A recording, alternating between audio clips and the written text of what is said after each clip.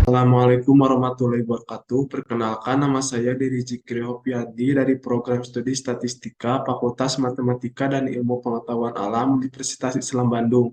Pada kesempatan kali ini, saya akan memaparkan hasil penelitian saya dengan judul Pemodelan Regresi Konwen Masuk Puasa untuk mengatasi masalah dispersi pada data angka kematian ibu di Provinsi Jawa Timur di bawah arahan Bapak Suryadi, SSI, MSI, PhD. Yang pertama ada pendahuluan. Metode statistika yang sering digunakan untuk memodelkan hubungan antara variabel respon dengan variabel bebas adalah analisis regresi. Pada umumnya, analisis regresi klasik digunakan untuk menganalisis data variabel respon yang berupa data kontinu dan menyebar normal. Namun dalam aplikasinya, data variabel respon yang akan dianalisis berupa data cacahan, sehingga kurang cocok untuk memodelkan data tersebut. Untuk memodelkan data berbentuk cacahan didekati dengan regresi Poisson. Di dalam regresi Poisson terdapat salah satu asumsi yaitu ekuidispersi di mana rata-rata sama dengan varias. Namun pada data real seringkali asumsi itu tidak terpenuhi di mana variasi itu lebih besar daripada rata-ratanya. Hal tersebut dinamakan overdispersi. Salah satu cara untuk mengatasi overdispersi adalah dengan menggunakan regresi Conway masuk Poisson yang dikembangkan oleh Seller dan Samueli pada tahun 2010, di mana model ini memiliki fleksibilitas dalam mengatasi kondisi under maupun overdispersi. Dalam model Conway masuk Poisson, parameter Conway Maxwell mengatur tingkat variasi dan memungkinkan variasi yang lebih besar atau lebih kecil daripada model Poisson standar. Regresi Poisson terbentuk dari distribusi Poisson, di mana fungsi densitasnya adalah sebagai berikut. Kemudian menurut McCulloch dan Adler, model regresi Poisson terbentuk dari konsep CLM, di mana komponen acak, sistematik, dan fungsi penghubungnya adalah sebagai berikut. Adapun fungsi penghubung dari distribusi Poisson adalah log, sehingga dapat dituliskan sebagai berikut. Untuk menduga parameter beta digunakan dengan metode maksimum likelihood estimator atau MLE. Kemudian ada equidispersi di mana kondisi rataan sama dengan variasinya. Akan tetapi sering ditemukan bahwa variasi itu lebih besar daripada rataannya. Kondisi tersebut dinamakan overdispersi. Overdispersi harus mendapat perhatian dikarenakan dapat menyebabkan estimasi pada nilai standar error terlalu kecil sehingga menjadi underestimate. Hal ini dapat menyebabkan kesalahan pada penarikan kesimpulan sehingga menjadi tidak valid, di mana variabel bebas yang seharusnya tidak signifikan sebenarnya signifikan. Untuk menguji overdispersi dapat menggunakan uji skor test. Kemudian distribusi Cohen-Mason-Poisson merupakan generalisasi dari dua parameter dari distribusi Poisson yang memasukkan parameter dispersi di dalamnya.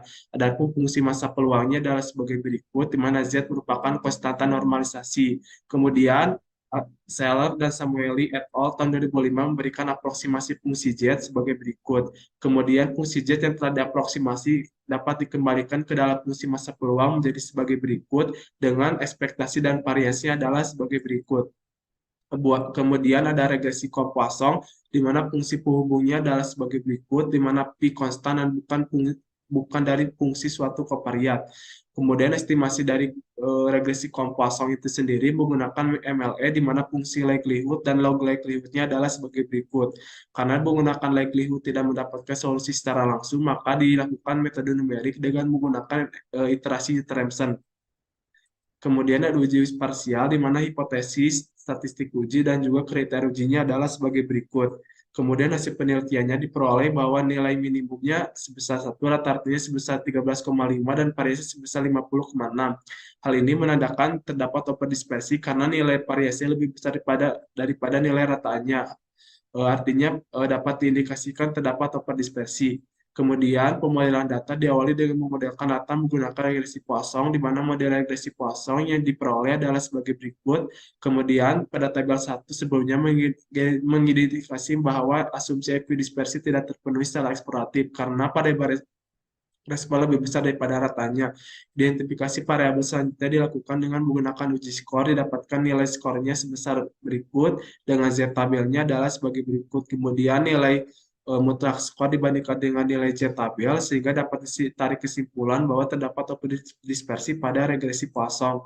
Kemudian pada pengujian model regresi Poisson sebelumnya diperoleh bahwa ada masalah pada dispersi, sehingga dilakukan alternatif pemodelan regresi menggunakan regresi Poisson. Didapatkan bahwa modelnya adalah sebagai berikut dengan parameter dispersinya adalah sebagai berikut. Kemudian, untuk mengetahui variabel yang berpengaruh secara signifikan terhadap angka kematian ibu di Provinsi Jawa Timur, maka diuji secara parsial dengan menggunakan uji Watt. Diperoleh bahwa variabel X1 dan X2 berpengaruh pada taraf nyata 5%.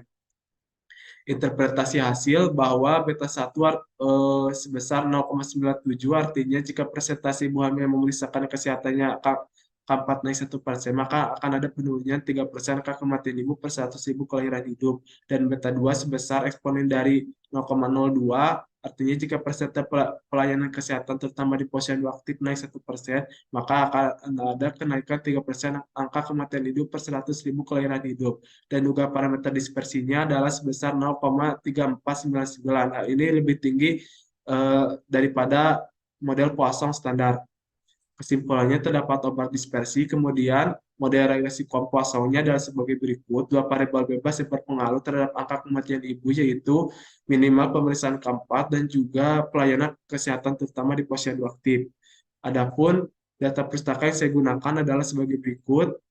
Sekian, terima kasih. Wassalamualaikum warahmatullahi wabarakatuh.